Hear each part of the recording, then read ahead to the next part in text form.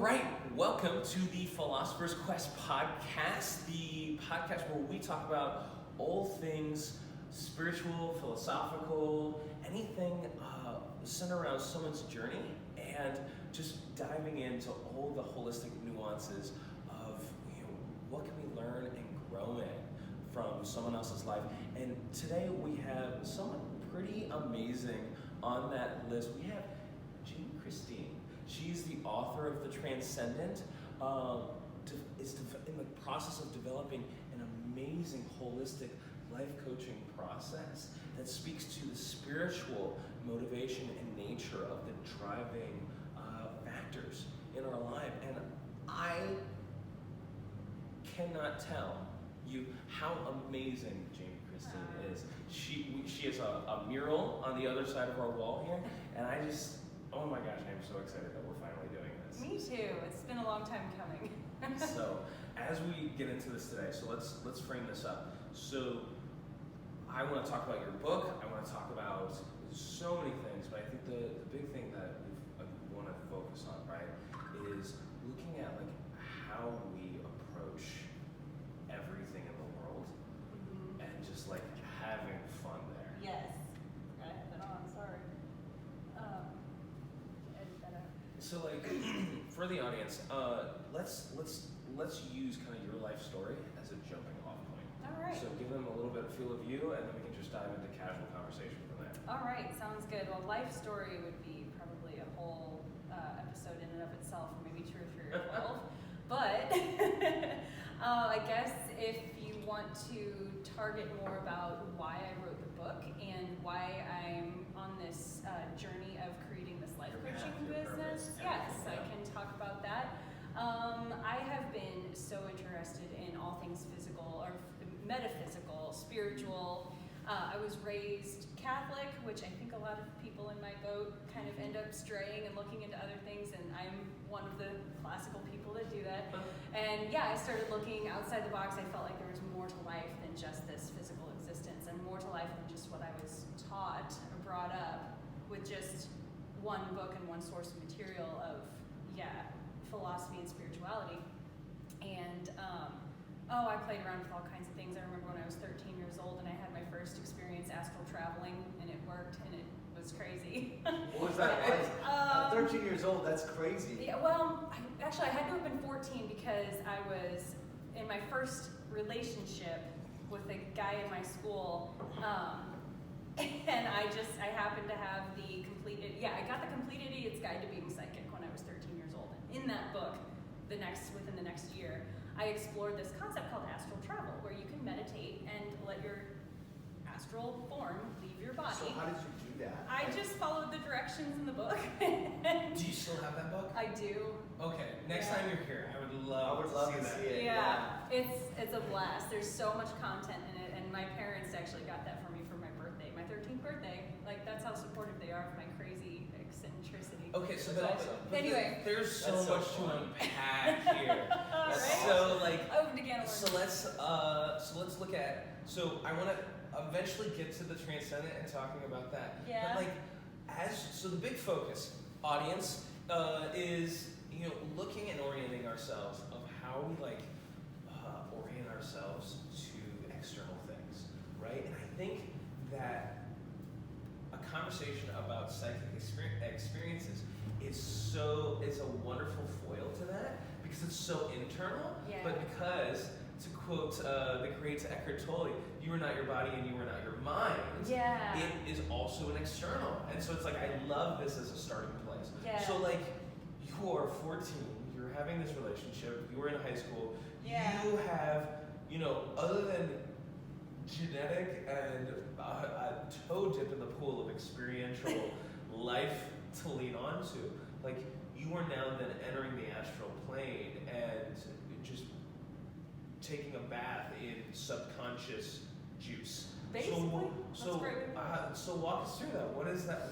Well, what was that at the young age? What does that look like as someone? So if I think me and Patrick, we know next to nothing about what the environment around psychicness is from I think we might have intuitive ways to have a discussion around that, but we don't know what the landscape for this particular experience, I was just reading what the book guided me towards doing, and get into a meditative state, and then once you're deeply relaxed in that meditative state, it said to picture your body as a secondary image in front of your current body, your current consciousness and awareness, and study your body in front of you, just exactly as you are seated or lying down here, in front of you, take in everything, and really get a good concrete mental image of that form of you. And then when you feel like you've really solidified that vision of yourself and looked at all the shapes, the colors, the curves, everything of that body, you transition your awareness from this body into that one.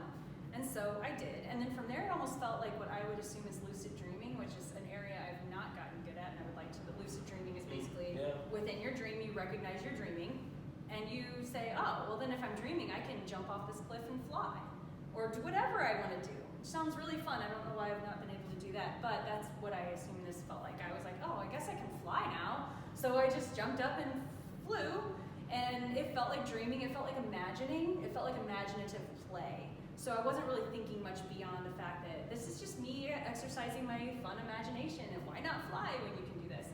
My boyfriend at the time was at a school event up north. I'm gonna go visit him. This was nighttime. So I just kind of imagined flying along, and like, I don't know where this city is, I don't know where his hotel is, I don't know anything, but I just kind of was like, oh, well, I'll just kind of let things light up as I go. So I'm like flying over towns and trees and farmland and whatever, and then, oh, look, that kind of lit up gold. I'm gonna go to that city, and then, oh, there's a hotel that lit up gold. I'm gonna go there. And so then I went in, and I pretended to wake him up, and we talked, and I wished him luck on this, whatever his school event was the next day that he was competing in, and wished him luck on that. Said, I really miss you. I can't wait till you come home and hear all about your trip. And then I flew back. And then when I got back in my body, it was the weirdest feeling. That's when I was like, maybe something really did happen. Like this, like it felt really weird to be physical again. What did it feel like?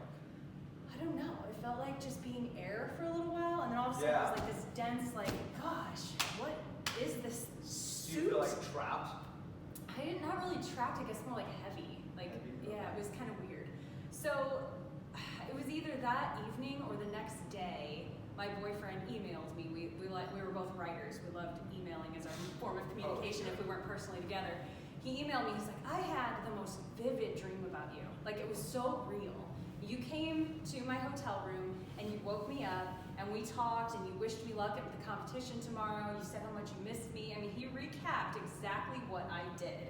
I mean, I remember I had this little Toshiba laptop at the time, and I read it and I was like, what just happened?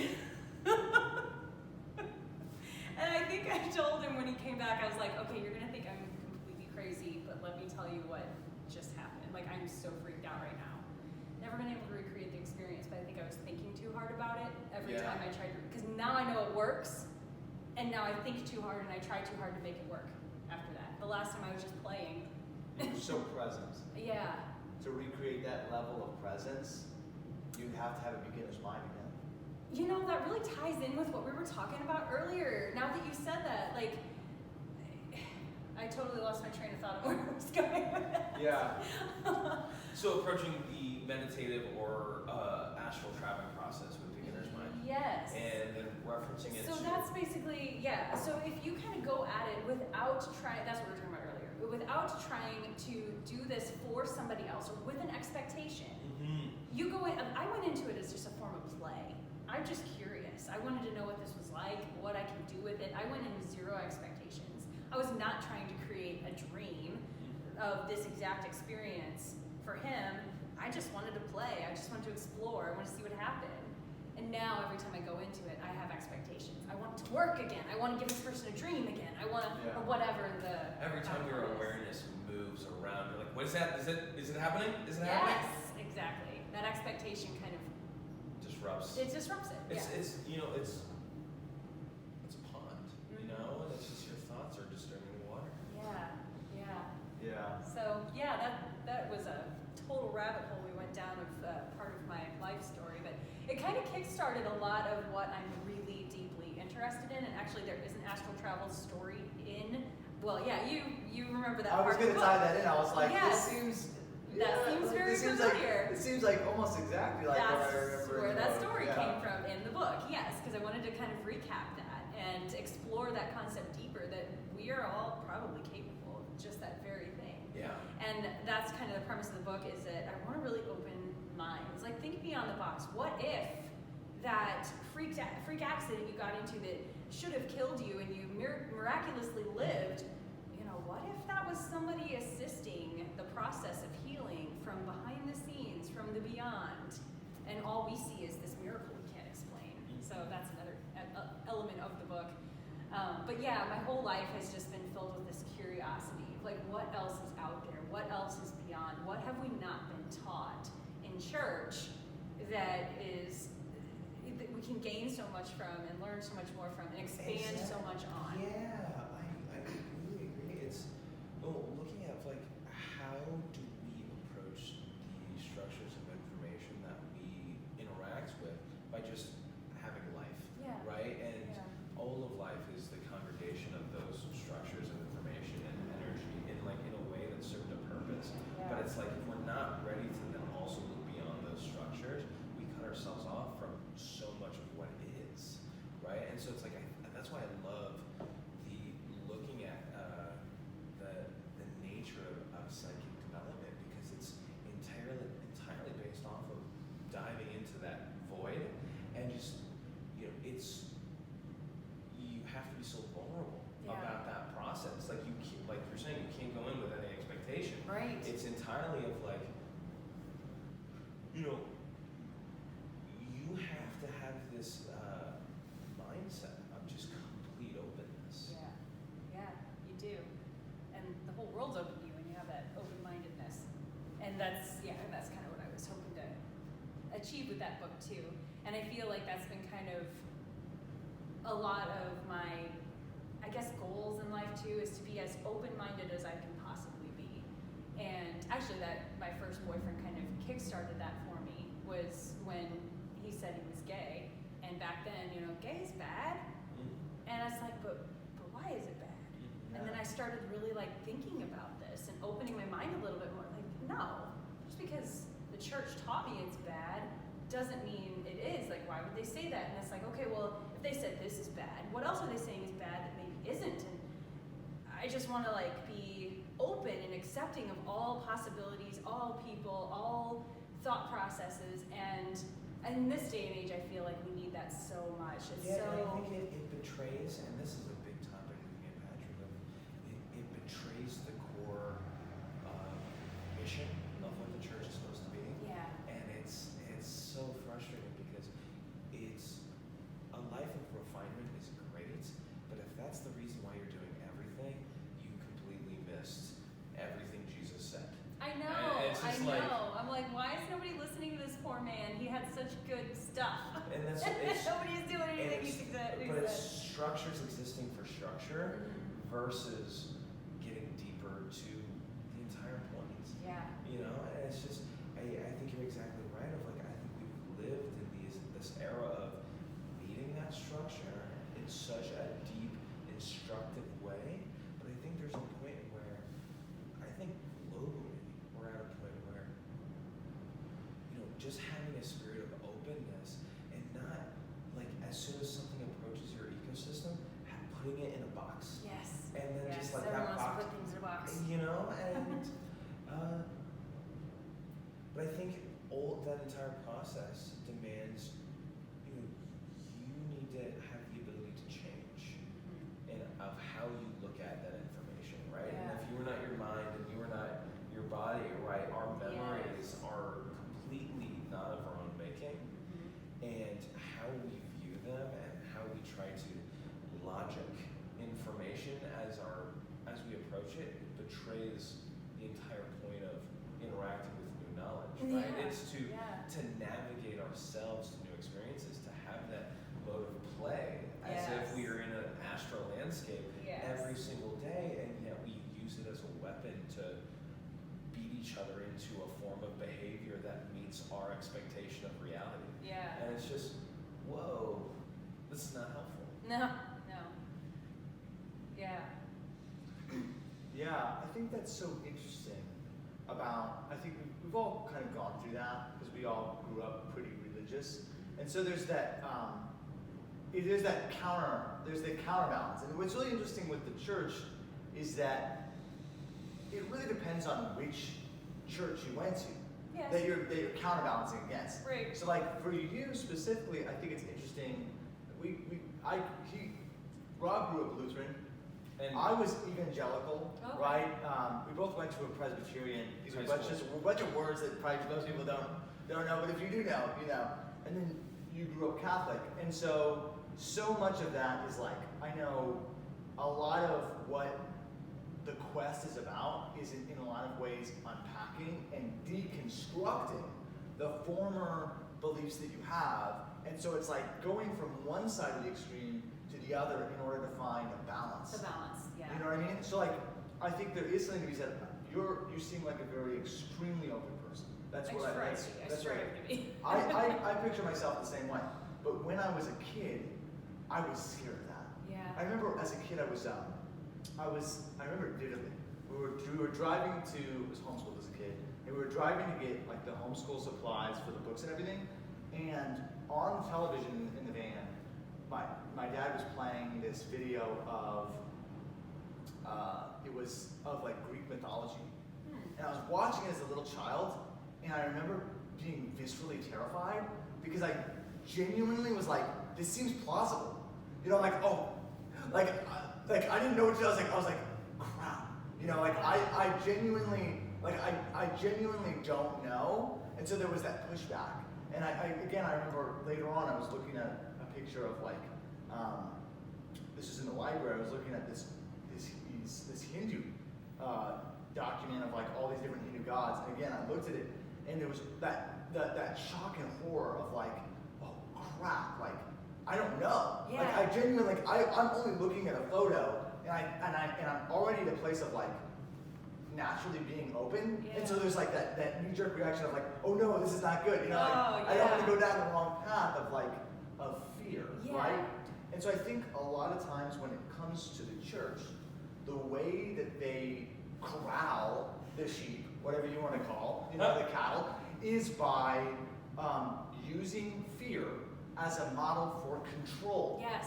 Fear and control are both negative frequencies that ultimately set us on a path of destruction and suffering. Yeah, and it's a practice that the Catholic Church specifically, this is the entire thing that Luther flipped the table about. Yeah. It's like, this has been the practice for hundreds of years of, you know, the whole concept of, I brought this up the other day, John Tetzel, which was literally the marketer practically, the salesman of the Catholic Church. He would walk around towns collecting alms, singing, a coin in the coffer rings, a soul out of purgatory springs.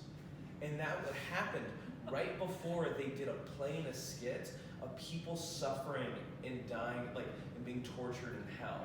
The entire thing is this emotional manipulation scheme to make money to build St. Peter's Cathedral. Yeah. It's like, what the heck? Yes.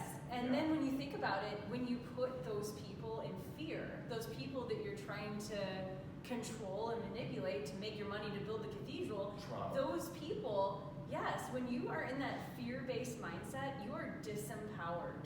If you make a choice out of fear, you are giving away your power. Like, the most disempowering energy frequency, I believe, is fear. Oh my gosh! And if you have a real authentic connection with the scripture, like, it's empowering. It fills you up. Yeah. It changes how you approach life, and to completely rip that away from people. Yeah.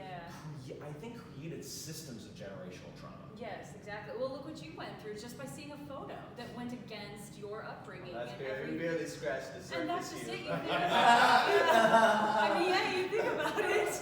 There's a lot of trauma, and it's. I think it's so interesting that the thing is that people are following Jesus' message. It just so happens it's the way that they interpret Jesus' message. And what's wonderful about Jesus is Jesus was and is a mystic. He talks about things in a spiritual, non-conformist way. Yes. He takes things and he flips them on their head. Yes. Right? And so, because Jesus is very good at that, and we are generous people, we decided, Jesus, we saw that you flip the script, we're going to go ahead and flip it again. Just out of generosity, we'll flip it again. Just like, that's just how we are. We give back. You know what I mean? Yeah. So I think that's a natural thing. But because it's so open, because he speaks in parables, it's dynamic and it allows for you to interact with it, like I said, in a mystical, magical way, so that it's evolving with you. Yeah.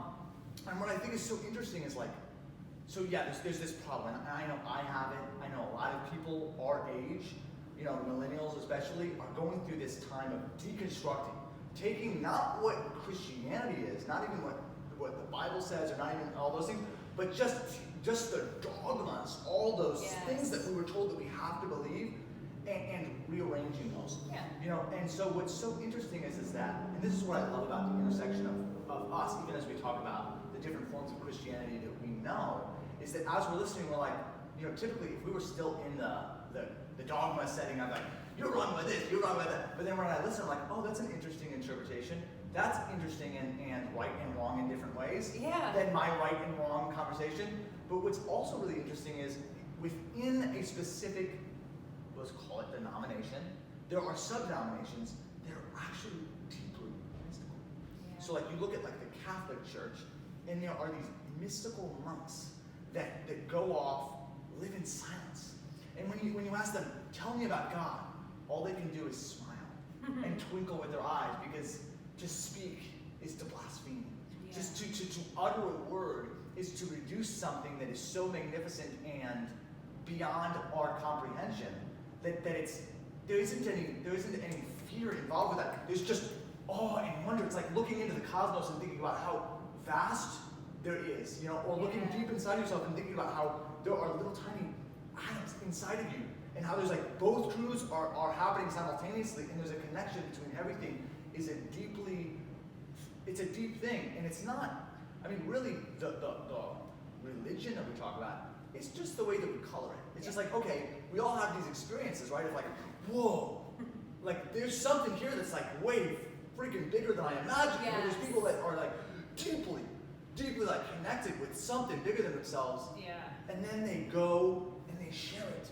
Whether that's Abram, who became Abraham, who was this crazy guy who lived across the river. He's in Iran. That's what they called him, Iran, which is across the river. So you have all of these spiritual people like Jesus, or like, whatever. There's so many, Siddhartha. These people that are connected somehow to this greater force, and they call it different things. Some people call it, some people say, oh yeah, that's salvation. Some people call that, oh yeah, that's enlightenment. Yeah. And so the people that say it's salvation, they say, you have to die to self. And the people that call it enlightenment, they say, you have to die to the ego, the false self. And then those two people say, you're wrong. No, you're wrong. And it's like, well, you're talking about the same thing. It's like, no, but I think you bring up an excellent point. It's like the entire thing, all of this, whether you're talking about the Buddha, or you're talking about, Jesus, it's like, it comes down to, it's like, why we are coming at this with this, the closed off nature of like, we have to feel safe about everything that is said, versus like, where is your faith built in? It's got to be built on the rock. Yeah. And it's like, so someone talking about the Buddha, if that fills you in fear, your faith is not built on rock, let me tell you. Yeah. Like if someone is talking about how they've learned a lesson from something, and what you want to do is you want to tell them that you're wrong, that is the opposite of what Jesus did. Yes. That's the most raw. That's the most loving thing to do. As a believer, you want to make sure to go and convince everyone exactly what you believe, because that's the only way you can prevent them from suffering. But that's not fishing for men. That's not doing that. Yeah. You turned scripture into a rock that you are throwing at everyone. Yeah. It's an idol. That's right. You idolize it. I think it's so interesting. So like, what's really interesting there is that, what is the counterbalance? Why do people fear hell? They fear suffering. And so it's like, But isn't that, again, and this is where it's like, the generous, I myself have been very generous of flipping the script of what Jesus said. Jesus said, you need to die to self and be willing to suffer in order to be able to be saved. And we say, okay, well, I don't want to suffer, so I'm going to accept Jesus as my Lord and Savior so that I don't have to suffer. So it's like, well, you kind of missed a step. Well, you missed a step there. It's like the whole point of Jesus' messages is that you go into whatever that suffering is, the damnation, the hell, and you go in and you allow for whatever part of you that's scared, that's trying to control it, that's guilty, and whatever it is, or that feels shame about it. All those parts of you that are like just messy and broken and like all those things, and allowing those parts of you to be like Jesus, and on that cross, and allow that to die. Yes. And then a new thing bubbles up and forms, whether you want to call that, again, a bodhisattva, or you want to call that, a disciple of Yeshua HaMashiach, which is Jesus' name in Hebrew, Yeshua HaMashiach, whatever you want to call it. What it really comes down to is that fundamental experience. Yes. So then it gets into the aspect of like, okay, well that is the substantial nature of really what's going on, of like being present, being present. Oh my gosh, that has been a huge suffering. Theme going on. Being present across the board, whether it's in suffering or in just life in general, like being present. I've been working with so many people on this lately. And actually, this is what you just described, that getting into that ugly, dirty, messy stuff of the soul, getting into that suffering to be able to purge it out and then be reborn from it. I mean, that's how I came up with the name of my wellness center, the Phoenix. That is the story of the Phoenix. You crash and burn into this pile of ash, and then you're reborn from that. It's the entire process. It's the whole process, and that whole rebirthing process, that's what I'm basing my life coaching business off of too, because that is where you're going to get the greatest and most profound healing and growth. That is how you are going to be able to transcend into heaven out of hell. Hell is the suffering, heaven is the opposite. The kingdom of heaven is here. It's here. It's here. And it's, I just love that your practice takes this approach that it's like, you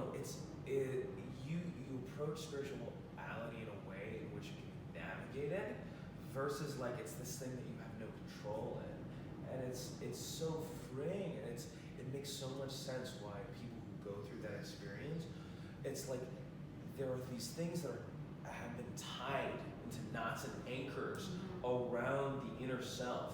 And it's just having a process to honestly, it's to open the hood of the car and to work with the engine. Yeah. It's just, it's so astounding to me why we as a society don't look at this as an essential service. Yeah. Right? Because that is ultimately, if we're not doing this with a professional, we need to be at the very least doing it with ourselves. And so much of it is not, we don't look to it as an area. It's like we would rather jog 4 miles than it is to actually sort out what is causing so much disruption in our lives. I think the problem is a lot of people weren't taught that is a necessary component to your healing and your evolution in life. Like, I think people are not aware of what they're capable of and that emotional freedom that they can achieve by putting in that little bit of work. And if more people were aware of how essential that is, maybe more people would be taking advantage of it. So I think. Go ahead. Oh, so looking at so as we're talking about today, of changing our own perspectives, breaking ourselves down to have that growth process. Yeah. It's that's what your life coaching process does. So it's I would love to know a little bit when you sit that person down, how do you go about starting that process? I think you said, Patrick, it's a lot of get into that ugly, messy, dirty stuff. The stuff you don't want to look at. That stuff that's stuff I just don't like about myself, that I don't want to admit that's wrong with myself. The stuff stuff I'm ashamed of, the stuff I feel guilty about, the stuff I resent, whatever, all those low vibrational things, like let's really look at that and dissect it. And I'm in the process of still kind of developing the whole model for it, which is a very fun experience because it's kind of taking me back to what catapulted me onto that journey personally myself. And I was going to kind of ask you just to kind of probe you guys' brains and see what your thoughts are on this whole concept of, do people need to experience some of these things firsthand in order to really understand the process? So let me back up and because I can tie in my life coaching and my book here with this personal experience. You know, I've been on this like spiritual enlightenment journey ever since, for as long as I can remember, but then that whole astral travel thing really catapulted me on it, and all the different things I've kind of come across throughout the years, and meeting a friend who's really big into astrology and exploring that realm, and I mean, just open to so many different things. But I didn't really get what this spiritual journey is, what this enlightenment concept is, until I got chucked into my own hell, basically. And I think we all have our own like versions of hell, and I've come to believe that hell is here. The kingdom of heaven is also here. That contrast is here, right here. Where there isn't some big fiery pit of doom that we're going to go get thrown into if we're bad. That doesn't exist. Well, there is. It's in our minds. It's in our, yes. You know, and what's amazing about that, and also horrific, is that the greatest propagators of hell are the false church. Yeah. The part of the church that say, I know you. You know, and Jesus says, do you? Because I never knew you. You know? You know, like the people that, and so like, those people, which is a lot of people, where you're like, you say these things, but there's something about it that doesn't feel right. You know, it's like, how do you know? Because like, everybody before was like, say the doctrine. It's like, you know, you would say the pledge of the church. Exactly. You know, but instead, what does Jesus say? Jesus doesn't say the pledge of the church. He says, you can tell who is of me by their fruit. Those who are rooted in me just produce fruit. So it's Aristotle. It's your way of being, right? Transcends your actions and behaviors. Yes. If you exist, if you abide in me, everything you do will be not rooted in fear, not rooted in lower vibrational frequency. And it's, people have, the false church now is then waving it around of like a weapon to then create more lower vibrational frequency that then manifest fear. And it's like our bodies, and it keeps us disempowered. Our bodies is just part of our spiritual life, right? This is why it's like this is why it's like salvation. It's so of looking at it, it's like, oh, that happens after death. It's like, your body is not the way in which you need to orient your awareness. Right?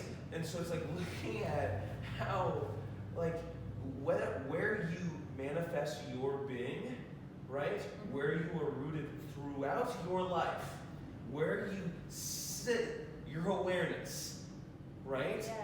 That is what you experience when your bodily tether slips away. Which is wonderful. So I think they're right.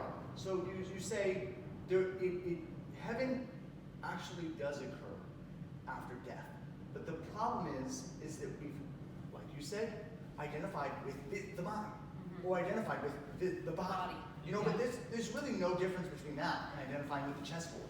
And actually, they've done studies where they have like little kids, right? And so they have their tricycles, right? And the tricycle's perfect. And then they ask them, what would I tell? What if I told you that tricycle that's there, that looks exactly like yours? It's got the same marks and everything. If I told you that was not your tricycle, and we got one that looked exactly like it, and we put the mark on there and everything, and they freaked the fuck out. They freaked out. It was like they were like, no, that's not my tricycle. That's not mine. You know why? Because we extend ourselves towards other things. Anyway, so going back to this whole idea of death. So it's not the death of the mind, or my mind, you know, this is me, you know, or the body, my body, which again is just a body, you know, no more me than your body or your mind is me. Yeah. You know, because we're all interconnected. Mm-hmm. But so what is the death? The death is the false self. This person that's like Adam. The person's like, oh yeah, this is Jamie. This is who Jamie is. Jamie's about this, and it's like the Jamie that wants to control all those things is like, no, we don't want change. No, we want control. No, we're afraid because like we know that part of yourself knows how fragile it is and knows that it's going to stop existing. And so it's feeding off of you like a pain body. And it's like, oh, we gotta be in this. We gotta identify with this pain that's happening right now because it's the only way that I will have a substantial reality. And I was like, oh, fuck this guy, you know? Sorry, let's just screw this guy, you know? He did this to me, and I'm gonna kill him, and you know, once I get there, you know, it's like, and then Jesus comes in and says, the way to truth is to forgive. You know, it's like, when we think about that, it's like, well, what is that about? Well, forgiving is allowing that false self to die. Because there's nothing to forgive if that false self isn't there. There's nothing to forgive. You can forgive 1,000 times because there's nothing to forgive. It's like, you're just being. Yeah. Like, there's no difference between you and I. We are one. Everything is one. Yeah. And essentially, you enter into the kingdom of heaven. So yes, it is true that the kingdom of heaven occurs after death. But it is not the death of the body or of the mind, but it is the death of the false self that occurs. And what's Death interesting, of the ego. the death of the ego. Yes. But what's interesting here, as this ties back into, let's look at Hinduism. So in Hinduism, they talk about Brahman. And Brahman is all things. It's everything. Everything bubbles out of Brahman, right? And we bubble out of Brahman, right? And so in Hinduism, the way that we think about it as Westerners is like, okay, well, you know, you are your body still, so you get up, and then you then you die, and then you become a sheep or whatever. But it's like, well, no. That's part of it. Like that's not the real bones. What's the real bones of it? It's that when that ego dies, and you reawaken, there's a moment after that in which you solidify back down to earth, and you manifest it as something new, right? And then that thing is like, well, now I'm going to be controlling, you know. So then that has to die. So then that comes back, and boom, again, you enter in, and so that is your karma. Because that death and re-entering of like, okay, are you gonna die and enter into what is the divine and move towards that? Or are you gonna allow that false self to take control and root and everything? Oh, just this guy, he said this to me, I'm gonna get him back, you know, Yeah. or it's the ego talking. Yeah, or they're kind of, you know, not the best. They're, you know, and then just all the judgments of all that, like, oh, you know, they're not as cool as I am, or, you know, all these judgments that we're saying. The ego talking. It's just the ego talking. Yeah. So what is the crux of all of this? All of this hinges upon one fundamental truth. And this is what they say all the time, and this is the truth where you say it so plainly that it's hidden in plain sight. And what is it? What is the truth? Is that the truth of enlightenment is complete and total acceptance. Which means that even the fear, even the control, even the lust, even the anger, even all these things are not bad or good. Yes. They themselves are part of the whole, and there is no need to fear them at all. There's no need to control them. There's no need to control the control. There's no need to fear the fear. There's no need to be guilty for the guilt. There's no need to be shamed about the shame. You know, it's like, allow those things to be, and what happens if you have complete and total acceptance of something, it always transforms. So how do you instill that concept or help another person so grasp that concept? I love that, because that's what I'm thinking of. Like, so much of what we're talking about is being bathed in like spiritual and philosophical language, but it's like the average person needs to be able to navigate this. Yeah, right? and I feel like, I mean, because where I was going earlier, that actually that like kind of really feeds this story. Like, I had the rug pulled out from under me after. We all did. Yes. Yeah. And that's the thing. Like, that's what really catapulted me into enlightenment. It was like, oh my gosh, I had to completely. Actually, I didn't even deconstruct any of it. The universe just deconstructed it for me, and I was not wanting that. Yeah. But you know, I was a big believer in the law of attraction. Manifest your reality. Everything that you put your energy and attention into is what you create, both positive and negative. So here I was pregnant with my first son, and I wanted to have him at home. It was stemming out, this may have something to do with it, but it was stemming out of my fear of the hospital. I didn't want to go to the hospital. But instead of focusing all my attention and my fear on the hospital and the avoidance of that, I focused all my attention on having him at home and all the health benefits of having a baby in your own environment and staying out of the hospital, all of the, the business of hospital births, it's a business, it's a corporation. What they do to bring a baby into the world and shuffle us mothers through, keep us disempowered, keep us rooted in fear. I mean, that's such what a masculine thing. It is. It's like so freaking. It's like gosh. Don't it's like even get me started. Men are so insecure that they're like, this is like the one thing that women have power. Power have. Well, we gotta make sure to sit take them that down. away too. We're gonna pump them with drugs. Thank you. So it's like yes. And then who the came up with the idea that women lay down and give, that is so messed up. It's so like gravity. It's gravity is gonna help you there's so much. thing. Because I think if you look at it, it's like, and I think TV shows do a good job of painting this. Is like a man that is not accustomed to the practice of childbirth can very much walk into a pregnancy and faint. And freak out. The heck, absolutely. yeah, because at the end of the day, guys have to deal with expelling a lot from a central location, but we have never experienced anything like this. There's no paradigm. There's no paradigm. There's no way. And exactly like you said, it's like this is an area of power that women have, and we are completely disempowered in that environment. So I was focusing on, I am going to be empowered. I'm going to empower myself. I had this amazing midwife that was going to assist me on this journey. That's awesome. Oh my gosh, it was all happening. It's awesome. And I was totally detached from the concept of this hospital. It was just wasn't going to happen. I was focused on this home birth, and then all of a sudden, she detected a problem and said, this is out of my scope of practice, you're gonna have to go to the hospital. And that's when my trauma started, because I had this idea in my head that all of this control was away. Yes, and I thought I had manifested this perfect outcome that I was gonna avoid. And let me tell you what, every damn thing I wanted to avoid in that hospital happened to me, all the way down to the emergency C-section in the end. Everything I wanted to avoid ended up happening. I'm like, how did I manifest this? Yes. And this is so not what I wanted. And I wasn't even putting my attention on this. I was putting my attention on what I did want, because that's how the law of attraction works. Where the energy is put, the energy follows. And I just, how did I do this? I said, this universe is this sadistic, evil asshole that just took everything away from me. And I was so angry. I was angry at God. Everything that I stood on, my foundation, everything that I believed in was just yanked from under me, and I had nothing to believe anymore. And that's when I entered into the dark night of the soul, on top of this colicky baby, and I didn't get any sleep. And when you don't get any sleep, then you're even crazier. And it was just so.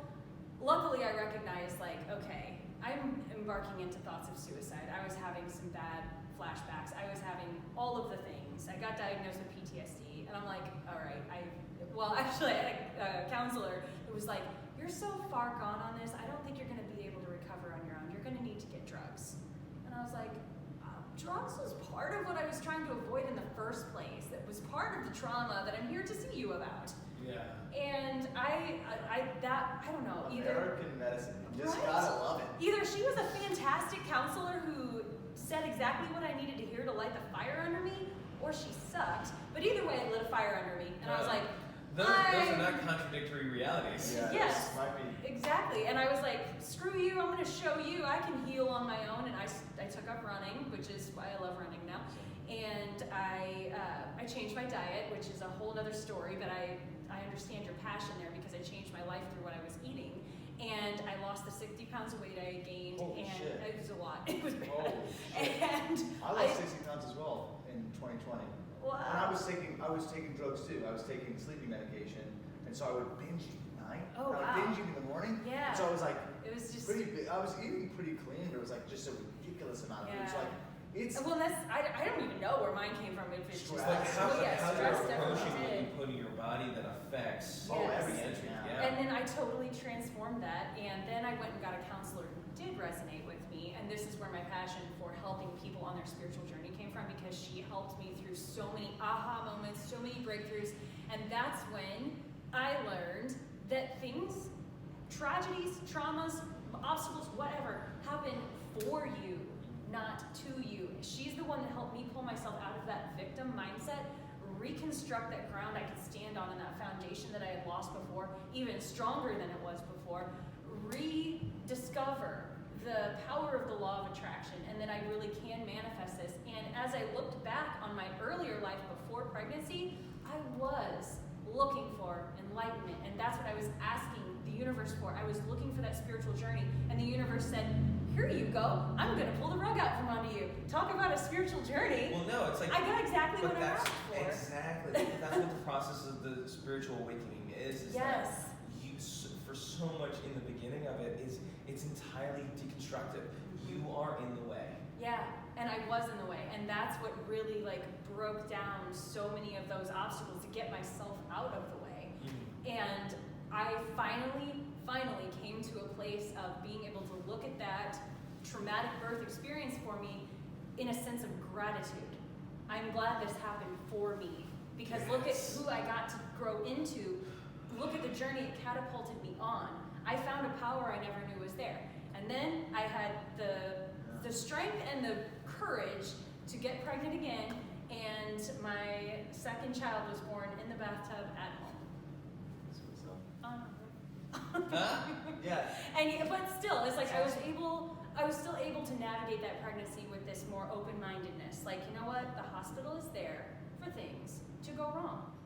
And the hospital was there because things went wrong. And we needed help safely delivering this child into the world, because we probably would have died if I stayed at home and tried to do it on our own. Wow.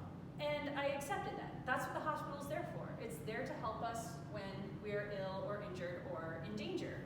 And that's where you need all the dogmatic systems in the world. Yeah, and it's like, it's life and death. Yeah, so it was a life and death situation. It is not what I wanted, but, you know, it's life sometimes. And then with my second son, I came into it. Yeah, there was still fear there, but there was a sense of not fearing the fear. Just, this is going to be what it's going to be.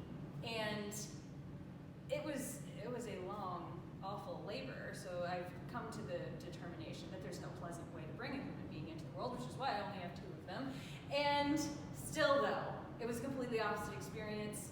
It was an empowering experience, and I learned so much from that whole full circle journey that I am where I am today because of it. Well, it's you've turned trauma into a tool. Yes. That then became a teacher. Yes. To so much of your life's growth journey. Yes, and that's exactly what I want to help others with on their journey. Yeah. So that's why I want to and then tie that that in. segues into my book, The Transcendent. So what I ended up doing to write this story, this kind of became like a catharsis for me, basically, of I ended up taking my emotional experience of having that rug pulled out from under me, having this dream, in my case, this dream of a home birth, and morphing it into this high school teenager who also has a dream, and the rug gets pulled out from underneath that character. And and I ended up taking that journey, the journey that I went on of, I have to accept this outcome. I have to transform my reality to be something positive and constructive for me, or I'm just going to be living in hell on earth forever. And you can't go on living like that. No. And through that journey, so my character ends up finding the gift from the trauma, the gift from the tragedy, to transform their life. I'm not using pronouns right now because I don't want to like spoil anything, but to transform. Probably a good habit in general. So to transform their life into something far more powerful than what they thought their original dream was. And that's funny too, because it's like we think we know what we want, we think we know what's right for us and what's good for us and what's the best for us, but that's where you do have to just kind of live in a state of non-attachment. That's the old Adam. As soon as you try to make that kind of claim, it's a finite experience trying to define something that is experiencing an infinite thing. And so by nature, we're just going to tie ourselves up in this friction of like, this is not the point to have a judgment call of what my life is going to fit into cookie cutter. Is like, it's just going to suffocate yourself. It is going to suffocate yourself. And it's so amazing what's available to you when you just go at it with an open mind and say, I don't what I want. This sounds great, but I'm open to the possibility that there's something better. And I try to embody that concept through this character's adventure and this character's story. And hopefully this is kind of a great experience for the reader. Oh my gosh! If the reader can just can take that adversity as a teacher, yes, not something to be feared. Yes. Oh my, that's one of the biggest life lessons that you could ever hope to walk away with. Absolutely. Because it completely shifts the paradigm of looking at, even the most traumatizing events, which is why I love your book, because it's looking at that, what it embodies and who you are, I think is so needed based on where we are in society and our culture. If I can't even turn on the news without just floods of negativity and fear-based programming. And I'm like, what is, guys? Do we love each other or not? Are we fellow humans or not? And it's everyone's forgotten that. And I just love that your book speaks to that process in such a raw way, because people need to be able to see it, and it doesn't matter how shitty it gets. Yeah. It's it's still here to teach you. Yeah, for sure. And then there's so many other elements to not just that character's journey, but also the element of forgiveness, because it's not just that one character that went through tragedy that they had to grow from. There are other characters involved as well, with their own stories and their own adventures and their own dark nights of the soul they had to rise up from. And a lot of forgiveness had to happen, and a lot of reconciliation had to happen, and a lot of rebirths and new beginnings had to come from that. And it's funny because I'm not even talking about my main character, Leslie. She's just kind of a facilitator here. She's like a catalyst for a lot of this stuff to take place. And in so catalyzing all of that, she's also learning valuable life lessons for herself. And that's where, to take it full circle back to my question earlier, can you still have the same kind of profound growth and learning experience, enlightenment and personal evolution through witnessing another person's personal growth and evolution? Or do you have to have that rug pulled out from under you yourself to get there? I agree. Yeah. Yeah, definitely yes. Like, do you feel like you do have to have the rug pulled out from under Both you? are true simultaneously. I agree. So both are true simultaneously. So here's one of the fundamental truths of the universe is that we share, you touched on this before, we share mental space. This is why when somebody walks in with a bad mood, it's you feel it. Yeah, so when somebody walks in, it's like grounded, and so you experience that momentarily, and you're like, I want to know what you believe. Yeah. But it's like, well, it isn't the belief. Maybe, sometimes the mind loves to do this. The mind loves to control. Part of the way that it loves to control is like, it's like the person who's like really good at skating, so everything has to be skating. You know what I mean? So the mind's like, I'm really good at thinking. Let's make everything about thinking. So it's like, let's make this about an opinion because I'm good at that. Yeah. So you have this experience that's like non-thought, and then your mind's like, that was me, baby. That was me. Did it again. What up? And so it's like I know. The mind's like, I know I did that. How did I do it? Let's go back to that. It's like exactly what you're talking about, where it's like you had this transcendent moment at 14, where it's like very much beginner's mind. You had no idea. The mind had no idea what it was capable of. Yes. Right? And so it just did it. It just happened, and the mind just witnessed it. And then afterwards, the mind was like, that was me. What up? I can do this. You know what I mean? But the problem is, like, it wasn't actually the mind. Yeah. The mind witnessed it. Yeah. The mind witnessed it, and it bubbled up from the ether, from Brahmin, like all things do. And the mind's like, no, that was me this time. And what happens is, because you have that, these are all interconnected. Because you have that sense of control, what does that stem from? It stems from non-acceptance. It's like, things have to be this way. This is the mind trying to control. But the truth is that if you try to control the mind, that is just the mind trying to control itself. And so this is where it's like really fun of like, it's like a full loop of like, true acceptance is acceptance of even non-acceptance. True love is love of even non-love. And so it's like this full circle of like, when you tell people that, it's like, well, what's the point? It's like, good point. That's what the truth is. They're like, well said, thank you, and then you're like to them, you're like the speaker of truth. It's like, well said. What is the point? But there is a point because being able to tap back in and to realize that, what you think fundamentally about the world is wrong is a beautiful thing.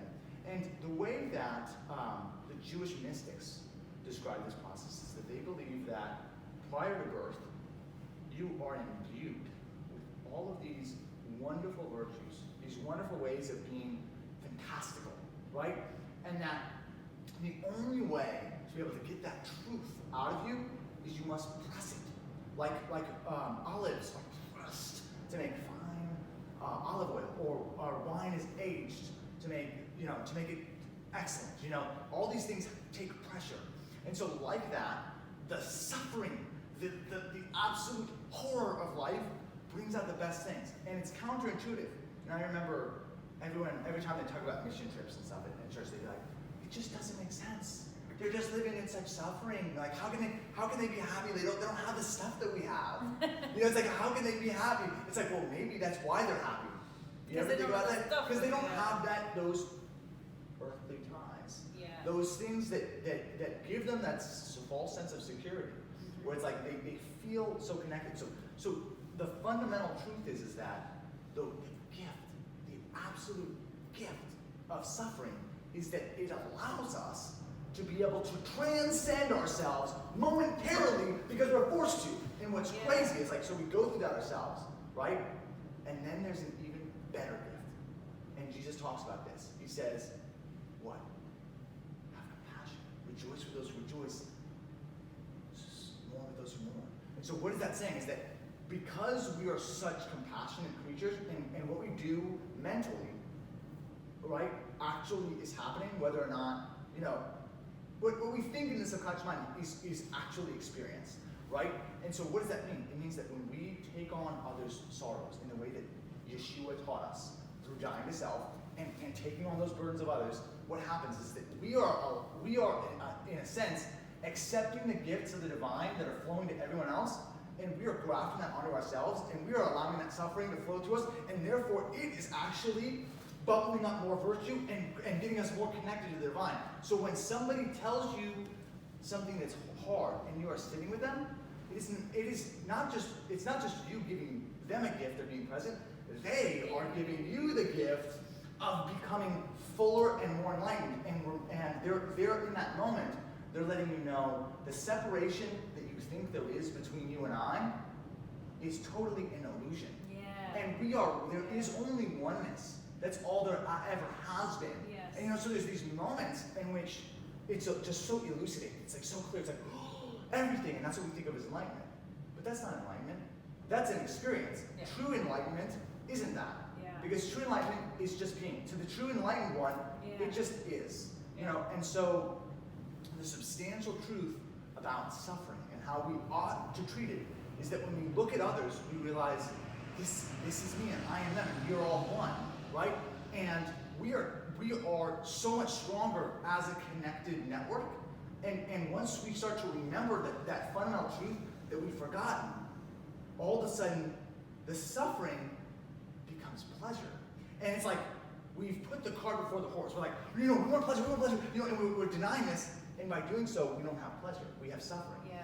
But it's what Alan Watts calls the opposite law, where if you pursue pleasure, you get suffering. But if you accept suffering, you get pleasure. And so what that fundamentally says is that, what? If you are open and you relinquish something, then it shall flow back to you in abundance. This is why they say, give to the Lord the first fruit of your labor, and it shall flow back to you. In having faith, you can move a mountain. That's what this is about. Faith is a mental, like you said, changing your mind, thinking about things in a new way. Yeah. You talk about that in terms of the past. In alchemy, they call that mental transmutation, where you change something with the way that you think about it, and ultimately that changes all of reality. It changes the way you interact. It changes, you literally take something that is, let's say it's literal shit, okay? It's little shit. And you change that little shit into gold.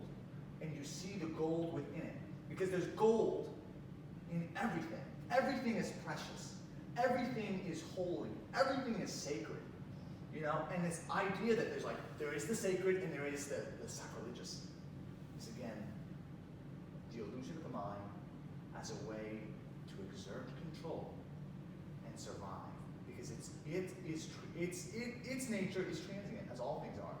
It comes into existence and it passes out of existence, and unless you, me, Rob, all of us, allow those false selves to die, then it only will propagate more and more. Yeah. Which is, it's cool that your practice is really the jumping off point for someone. It's awesome, yeah. You know, it's like to have a place in which they can create a fertile plot of land for a great vineyard, and it's just, all they have to do is just start to abide in that and have a guide to just, it's okay, there's security here, it's going to be uncomfortable, but what you're doing is creating a great bounty for yourself. Yeah. But it just takes that initial investment. Right. To realize that all challenges, traumas, tragedies that they've experienced is such a gift. And I want to help people realize the gift within, those ego deaths, the dark nights of the soul, and any little obstacle in the way they've met on their journey. So that was the easy part. The truth is the easy part. Now you get to do the fun part, what we all do. The real fun, challenging part is experiencing that in the phenomena. They call that phenomenologically. So when you experience those truths, it's very different than knowing those truths. So when you get to the point where it's like, oh, like I really do experience total acceptance. Somebody can tell you the way to the path of goodness is through acceptance. You're like, thanks, genius. Yeah, the path to goodness is through acceptance. Yeah, you want to say something more obvious? It's like, okay, it is obvious, but are you accepting everything? It's like, well, no, these people over here are horrible. They're neo-Nazis, and we don't want to accept them. It's like, well, could it be possible, I don't know, that your non-acceptance of them is also what is promoting them? And so in some ways, you are them. You are the neo-Nazi because of your non-acceptance of them. That if you totally and completely accepted them, that the neo-Nazi wouldn't form. And so really, what is the neo-Nazi that you don't want to accept? It is you.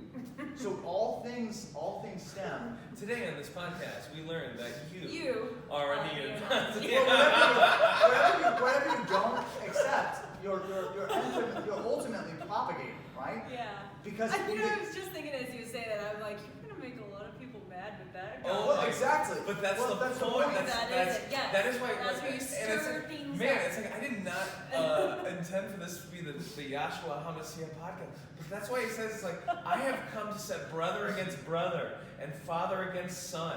It's because the entire nature of dying to yourself, everyone else around you is still in the state of like, no, the self is the most important thing we're gonna maintain here. Yeah. And so it's like the way of being, it's counterintuitive. It's the entire process is gonna build for you not to do that. Yeah. Because it's inertia. An object at rest wants to stay at rest. Something that has not changed or is not in a state of changing does not want to change. Yes. I love that you typed physics into that. It was perfect. All is one. So is. His first law. Yeah. I think this is a good time as ever to wrap, but oh my gosh. Yeah. Did we want to talk about the misprint at all? Because that was let's different. Let's do that. We just kind of touched on that, but no. Let's do that. That'll be let's wrap this because I know we wanted to talk about and have it like a little kind of subsection that we can split off. That's just about the book. So let's do that. Let's talk about the misprint. Let's do all that. Yeah. So it was kind of like a little blessing in disguise, and this is yet another example of how everything happens for a reason. Yeah. Which is really cool. The little lesson that came with this. So as I was writing the book, I was kind of going back and forth as to like, what's my name? Like, what's my author name going to be? So I was born and raised Heidel. I got married and was a Papenburg, and then I got divorced and kept Papenburg because my kids are, and I wanted to match my kids. And then I'm writing this book, and I'm like, but what is me? Like, what name am I going to use on this book? And originally I was just like, I'm just going to take my old name back. J.C. Heidel is going to be my author name. That sounds like an author. And as I was getting deeper into the editing process of the book and revisiting how much my grandmother inspired the story and how much her lineage of all the family drama that's gotten passed down and down and down has inspired a lot of the story. And the fact that I got to be a witness to her passing, which was one of the most profound experiences of my life, was to see a loved one cross to the other side. Like, that's so amazing. And I'm so honored she allowed me to be present in that experience. But I put that in the story too, because I wanted it immortalized. And I'm like, yeah, I know, right? It's so exciting. And that's honestly, her passing is a lot of what inspired me thinking about, like, what happened? So all of her loved ones are surrounded by her when she crossed over. What happens to the people who don't have loved ones around them when they cross over? What happens to the people who die alone? Is someone there to join them, to cross them over so they don't have to do it all by themselves? And that's how I created Leslie. She enters that spirit world to take the soul whose body is dying alone and assist them to the other side so they don't have to be alone. So that's how I created that story. And it's funny because I'm like, but Granny wasn't a Heidel. She was, but wait, her last name was because of her father, or her husband, whose last name was because of his father, whose last name was because of his father. And it's all this, down this line of patriarchy. Yeah. And I was like, I mean, I love the men in my family. My dad has inspired so much of my own being that I'm like, okay, well, I don't want to like drop Heidel. But yeah, I'm like, what do I do with this name now? Like, my grandmother inspired so much of the story, and she's like, I started overthinking this whole thing, and finally I was like, screw it. My name is Jami Christine. That's what my parents gave me. That is attached to me and only me. My name is Jami Christine. And that's what I decided to go with for the book. But it's funny because originally, as I was thinking I was going to stay J.C. Heidel, I changed it at the very last minute, and me and my designer were so diligent about making sure, okay, the copyright page says Jami Christine, all of the headers say Jami Christine, it says Jami Christine on the back, that we completely missed the spine. Yeah, isn't that funny? So I have 50 copies in existence. That's the one that's overlooked. It's so funny. So it came, my first shipment of 50 books I was going to do at my launch party and my signing were misprinted.